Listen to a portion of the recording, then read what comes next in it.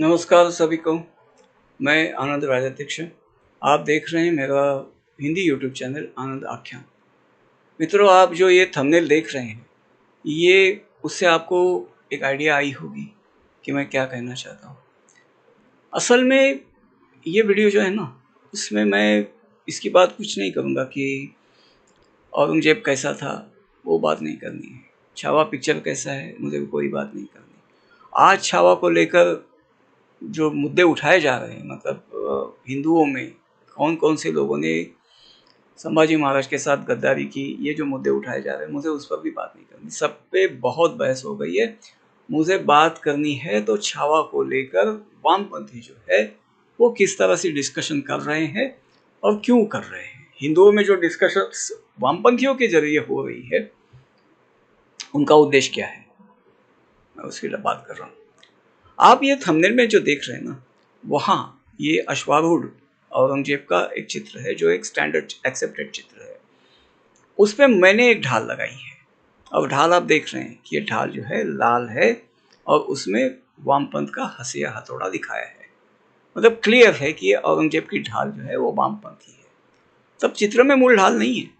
अब इससे मैं क्या बताना चाहता हूँ, वही आज के डिस्कशन का, आज के इस लाइव का वही मुद्दा है कि औरंगजेब को बचाओ, औरंगजेब का ये बचाव कर रहे हैं। असल में हिंदुओं में झगड़ा लगाकर ये औरंगजेब को बचा रहे हैं, उसको भागने का मौका दे रहे हैं।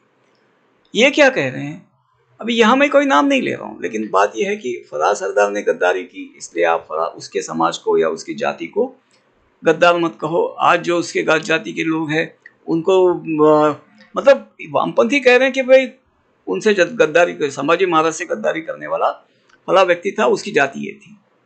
फला दूसरा कोई व्यक्ति है, उसकी जाति ये थी। फिर वो जाति के लोग जो है ना, वो आके लड़ने लगते कि नहीं, हम गद्दार नहीं है, वो गद्दार है, ये गद्दार है, वो गद्दार है। बस वामपंथियों ने क्या है, मुर्गियों के बीच में दाना डाल दिया और बैठ के देख रहे हैं, बैठ के मजा ले रहे हैं कि मुर्गियां कैसे लड़ रही है। ठीक है। असल में क्या है कि उन्होंने ये जो कुछ किया है वो इसके लिए किया ताकि उनको औरंगजेब को भाग जाने का मौका दे सके। पिक्चर आएगी, आ गई है, जाएगी, उस पर जो डिस्कशन है वो भी थम जाएगा। लेकिन कौन सा डिस्कशन चालू रहेगा, संभाजी महाराज के साथ कौन से जाति के हिंदू ने गद्दारी की। इसमें जातिगत विवाद जो होगा वो बढ़ते रहेगा। और ये वामपंथियों को असल में यही चाहिए, क्योंकि वामपंथी क्या है जानते हैं आप, उनको मैंने एक अच्छा सा शब्द उनके लिए ढूंढा है। वो शब्द है जो आप देख रहे हैं यहाँ, वो है कलहजीवी।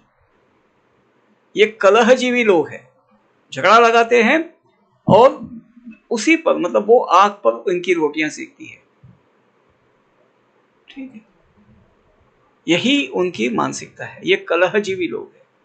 ऐसे उनके लिए मैंने कई शब्द ढूंढे हैं, वो खोजे हैं, बनाए हैं, वो मैं समय समय पर शेयर करता रहूंगा। यहाँ उनके लिए क्या है कि ये कलहजीवी लोग हैं। और इन वामपंथियों की, मेरे हिसाब से उनकी जो क्या कहें, जैसे एक घराने का जो मूल पुरुष कहते हैं और मूल स्त्री कहते हैं, मतलब जिनसे उनका वंश निकला, तो ये मंथरा वंशी है। वामपंथी जो है ना, ये मंथरा वंशी है। उनकी उनकी जो मूल माता जो है, उनकी कुल देवी वामपंथियों की ये मंथरा है। आप इनका आचरण अगर देख रहे हैं, जिस तरह से झगड़े लगाने की उनकी अगर आप वृत्ति देख रहे हैं, तो आप समझ सकते हैं कि वामपंथियों की कुल देवी मंथरा है। और वैसे वो डी बाबा चौरामाई कहते हैं, तो डी बाबा उनका जो है वो शकुनी हो सकता है। ठीक है। वैसे आज के तारीख में तो अभी उनके चमचे जो है वो महाराष्ट्र में उनको कहते हैं कि वो चाणक्य है, लेकिन मुझे तो चाणक्य से ज़्यादा तो मुझे तो वो शकुनी ही लगते हैं। ठीक है। वैसे तो है तो मंथरा पुत्र ही है या मंथरा वंशी ही है, और कुछ शकुनी है। चलिए उससे हम थोड़ा आगे चलते हैं। मुझे चिंता केवल इन लोगों की है। देखिए, अगर जातियों के लोग कहते हैं कि जिन लोगों ने संभाजी, हमारे जाति के जिस आदमी ने संभाजी महाराज के साथ गद्दारी की, उसे हम अपना, उसके लिए आप हमें दोष मत दीजिए, हमारी निष्ठा पर संदेह मत कीजिए, तो वो कह रहे हैं कि उस आदमी को हम अपना नहीं मानते और वो हमसे दोषी मानते हैं और उसे अपना नहीं मानते। क्या मुसलमान औरंगजेब को लानती मानते हैं? क्रूर कर्मा मानते हैं, एक वैशी दरिंदा मानते हैं। क्या वो कहते हैं कि औरंगजेब हमारा नहीं था? नहीं भाई, आज पूरा झगड़ा यही है। जो हिंदू ने संभाजी महाराज के साथ गद्दारी की, वो चले गए, आज उनकी बात हो ही नहीं रही है। तो मुसलमान क्या कर रहे हैं कि भाई उनको आप भूल रहे हैं, तो औरंगजेब को क्यों याद कर रहे हैं?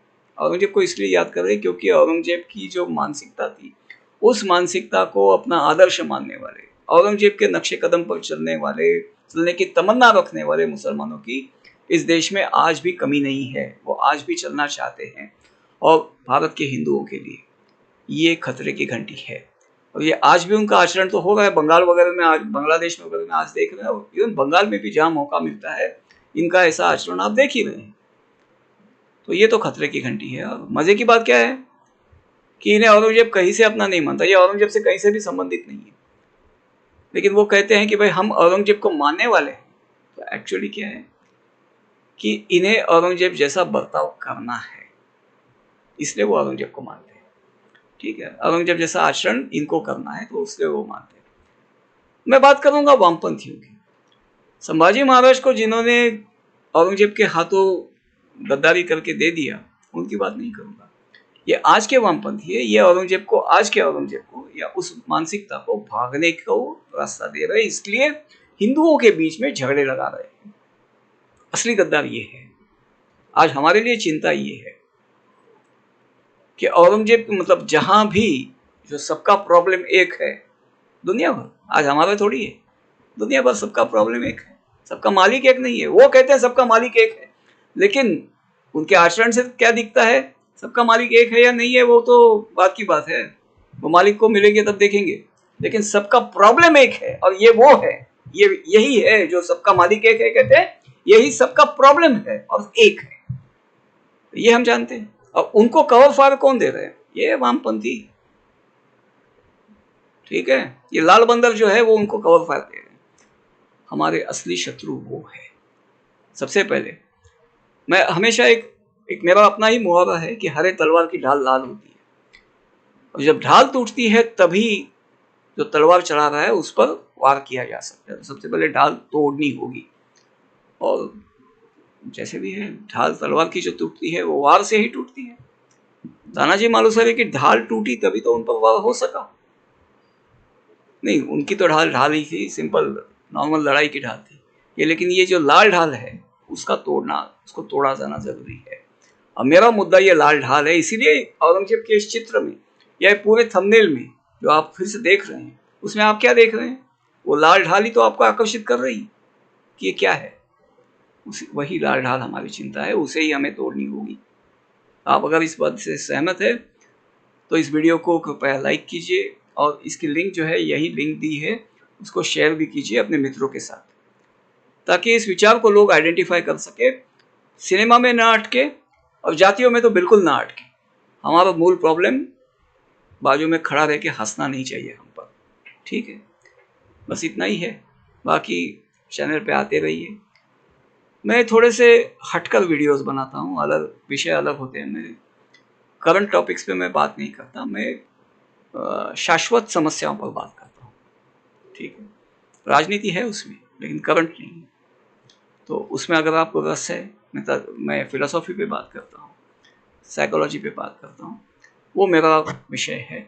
मानस पे बात करता हूँ, मानस ग्रंथ नहीं, मानस शास्त्र पे या मनुष्य के मानस पर। इन विषयों में आपको अगर रुचि है, आप समझना चाहते हैं, तो कृपया चैनल को सब्सक्राइब कीजिए। इस वीडियो को फिर से कह रहा हूँ, शेयर कीजिए, लाइक ज़रूर कीजिएगा। चैनल पे आते रहिए और अपना ख्याल रखिए। जय जय श्री राम।